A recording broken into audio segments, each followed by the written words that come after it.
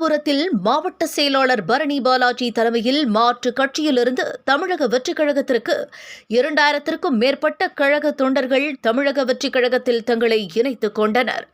கள்ளக்குறிச்சி மாவட்டம் வானாபுரம் பகுதியில் அதிமுக அம்மா பேரவை தெற்கு ஒன்றிய செயலாளர் மணிகண்டன் அதிமுகவில் இருந்து விலகி தன்னை தமிழக வெற்றிக் கழகத்தில் 2000க்கும் மேற்பட்ட தொண்டர்களுடன் மாவட்ட செயலாளர் பரணி பாலாஜி தலைமையில் தமிழக வெற்றிக் கழக கட்சியில் தன்னை இணைத்துக் கொண்டார்.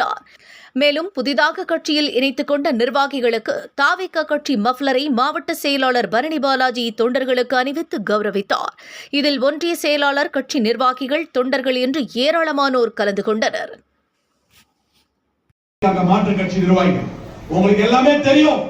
கடந்த முறை தேர்தலிலே ஜெயிக்கிறதுக்கு இந்த எரியோ பெற தோற்றதாக அறிவித்த ஒரு மோசமான அரசியல் இந்த ரிஷிவந்தியம் சட்டமன்ற தொகுதியில் நடந்துச்சு.